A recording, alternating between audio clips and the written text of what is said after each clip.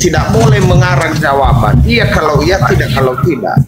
Ternyata ibu itu tadi bukan Kristen benar dia rupanya. Karena saya sudah coba Pak Pendeta, tapi Pak Pendeta berpura-pura dia punya tamu. Ular sudah berbohong, tidak akan mati. Ternyata mereka mati.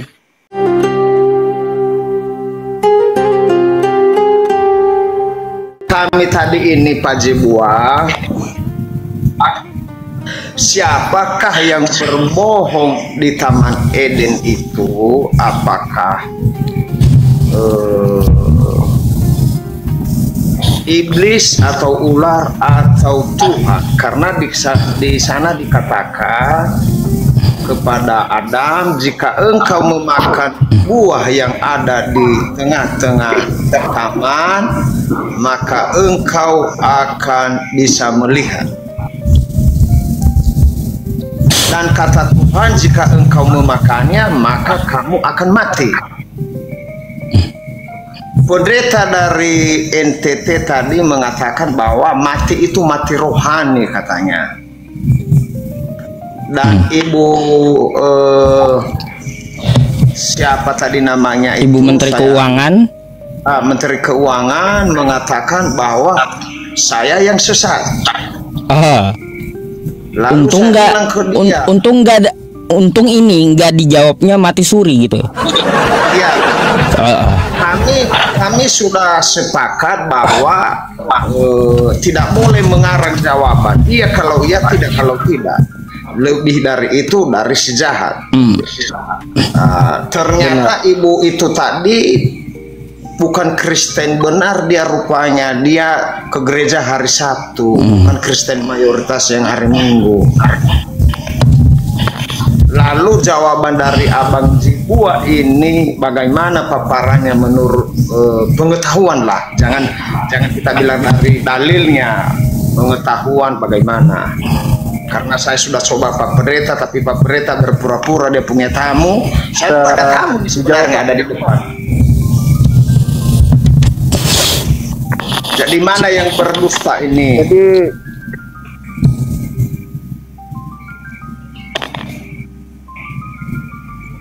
maaf suaranya macet-macet Pak.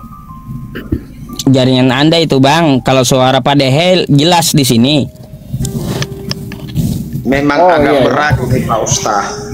Memang berat ya, berat ya. Berat Pak Dehe ini ya, berat emang.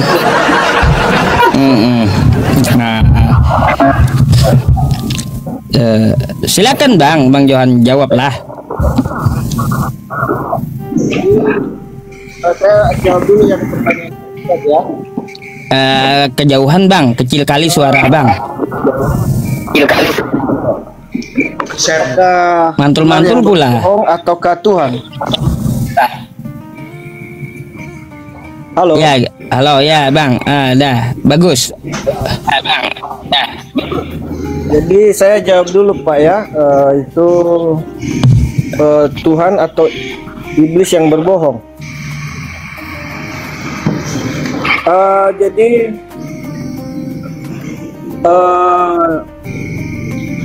tentulah iblis yang berbohong. Nanti wasit. Karena apa ya, kita buka sebentar. Nanti. Sebentar ya Pak. Ya silakan.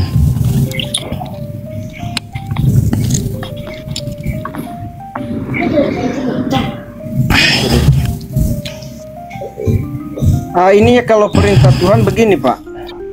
Jadi kita bisa tahu mana yang benar ya Pak. Perintah Tuhan begini. Semua pohon dalam taman ini boleh kau makan buahnya dengan bebas. Tetapi pohon pengetahuan tentang yang baik dan yang jahat itu, janganlah kau makan buahnya, sebab pada hari yang kau memakannya pastilah engkau mati. Jadi ini sudah digenapi Pak. Jadi dengan kematian Adam tadi Pak. Jadi kemudian Ini jatuhnya manusia ke dalam dosa ya. Ya, Adapun ular ialah yang paling cerdik dari segala binatang di darat dan dijadikan oleh Tuhan Allah. Ular itu berkata kepada perempuan itu, tentulah Allah berfirman, semua pohon dalam taman ini janganlah kamu makan buahnya, bukan? Lalu sahut perempuan itu kepada ular itu, buah pohon-pohonan dalam taman ini boleh kami makan, tetapi tentang buah pohon yang ada di tengah-tengah taman, Allah berfirman, jangan kamu makan ataupun raba.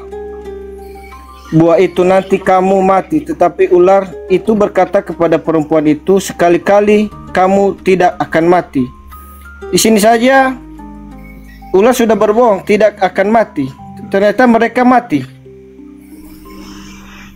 Tetapi Allah mengetahui bahwa pada waktu kamu memakannya, matamu akan terbuka dan kamu akan menjadi seperti Allah, tahu tentang yang baik dan yang jahat. Tuh.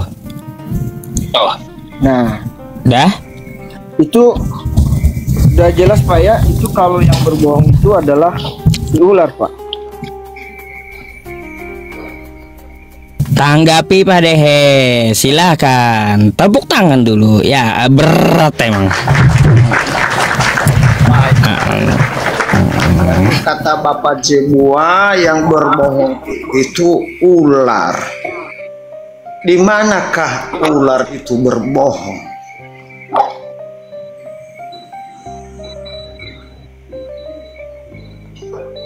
Karena tertulis di sini jelas bahwa setelah mereka makan, maka mereka mengerti tentang yang baik dan yang jahat.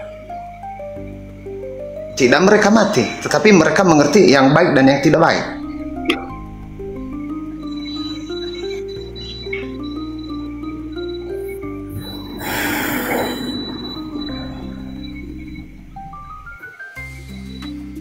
Halo?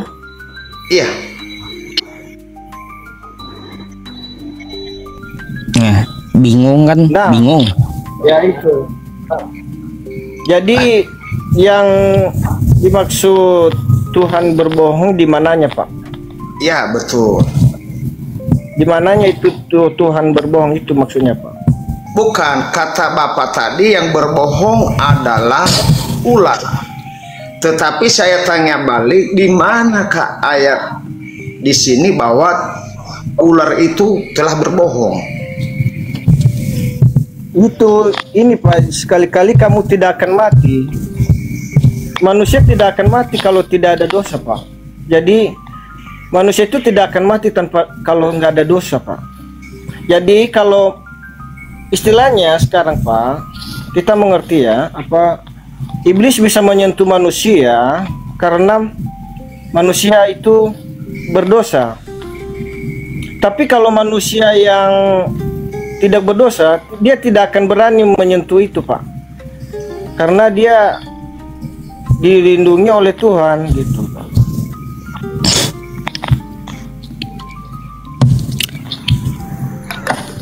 Itu doang Pak Dehe. Ketawa Pak Dehe-nya. Ada puyeng. Kayak gini ya, saya tegaskan sekali lagi nih ya, saya tegaskan sekali lagi. Gini Bang Johan, saya jelaskan sekali lagi ya pertanyaan Pak Dehe ini. Tolong Anda jawab secara pilihan ganda aja gitu ya, spesifik.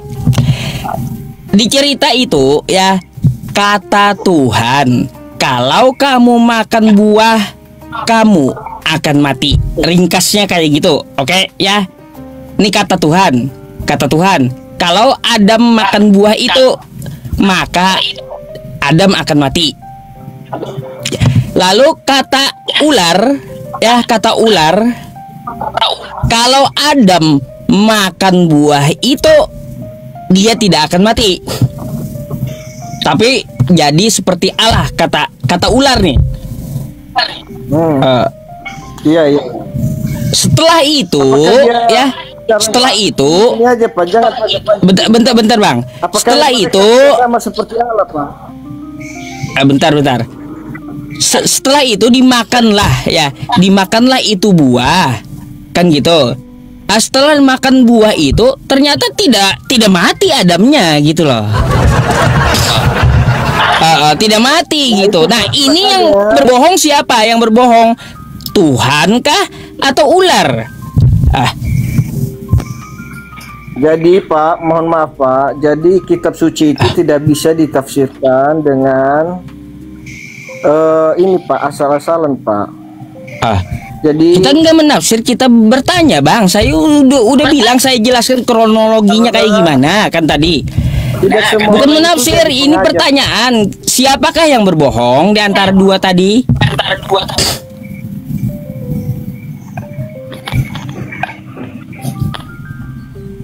Halo? Iya.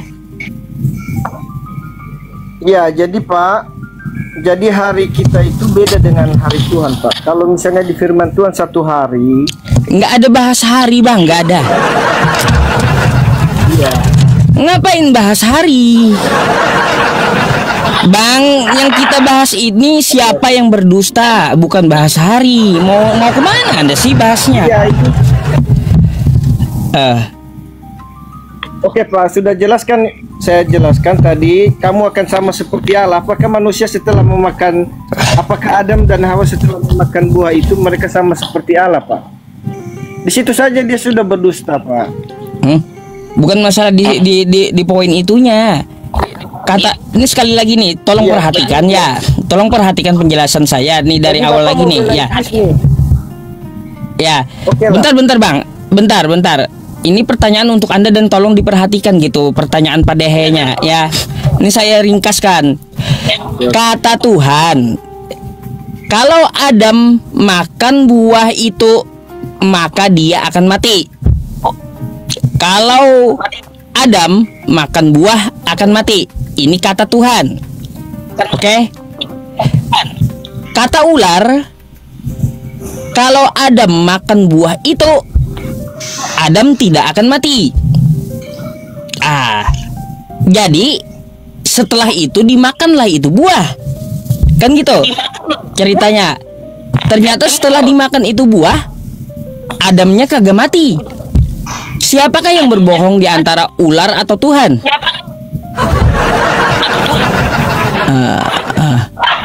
Ularkah yang bohong atau Tuhan yang bohong? Sudah saya ini Pak, saya ulang lagi ya Pak ya. Manusia itu diciptakan bukan untuk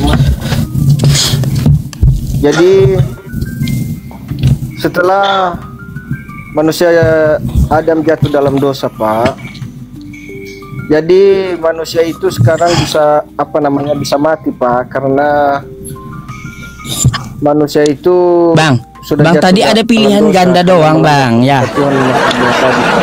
Bang, tadi ada pilihan ganda doang. Ada A, Tuhan, B, ular gitu. Hanya ada dua tadi ya pilihan gandanya. A, ular, B, A, Tuhan, B, ular gitu. Iya ini Pak. Jadi ini Pak, si ular bilang kan, sekali-kali kamu tidak akan mati.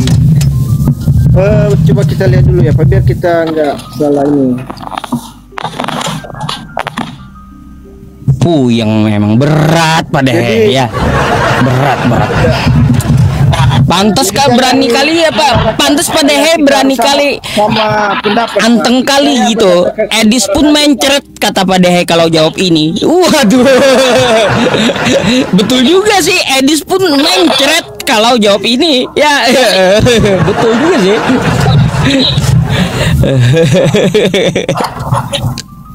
Memang berat ke sini Pak Ustadz. Memang berat ya, berat pada ya.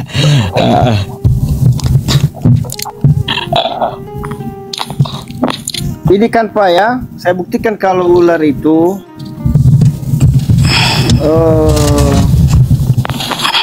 berbohong. Tetapi ular itu berkata kepada perempuan itu, sekali-kali kamu tidak akan mati. Kan saya sudah jelaskan tadi ada kematian Adam ya. Tapi Allah mengetahui bahwa pada waktu kamu memakannya matamu akan terbuka dan kamu akan menjadi seperti Allah. Sekarang manusia udah sama seperti Allah nggak?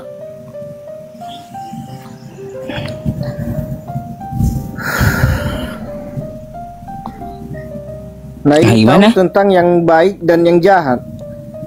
Tapi itu yang ini kan yang pertama dulu yang saya bilang dia berbohong itu sekali-kali kamu tidak akan mati. Buktinya manusia mati gitu loh, Pak. Kemudian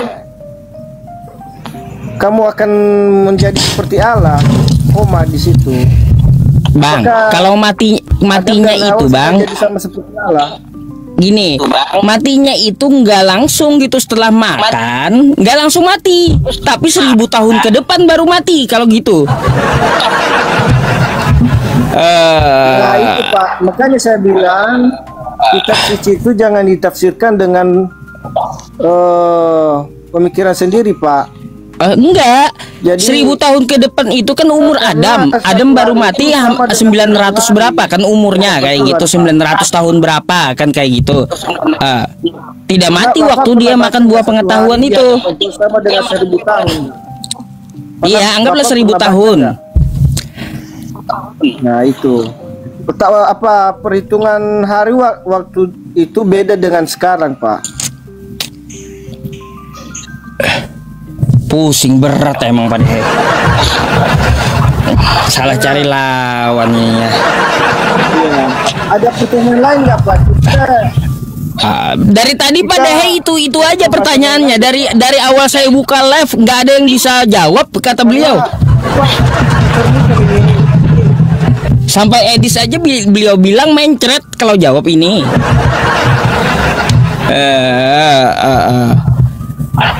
Jadi begini Bang Johan, Pak Jibua, karena wanita itu sudah makan lalu dia tidak mati, tetapi Allah mengetahui bahwa pada waktu kamu memakannya matamu akan terbuka dan kamu akan menjadi seperti Allah. Nah, maksudnya seperti Allah di sini adalah sudah dijelaskan mengetahui tentang yang baik dan yang jahat, bukan hidup selamanya. Karena Allah sendiri yang berfirman di sini, bukan manusia. Coba dipahami ayat 5. Tetapi Allah mengetahui, ya, ini bukan manusia ya, bukan mengarang atau bagaimana, tetapi Allah mengetahui bahwa pada waktu kamu memakannya matamu akan terbuka dan kamu akan menjadi seperti Allah, tahu tentang yang baik dan yang jahat. Jadi bukan di sini bahwa nanti setelah makan buah pohon di taman ini tidak akan mati. Enggak, tetap mati seperti orang biasa.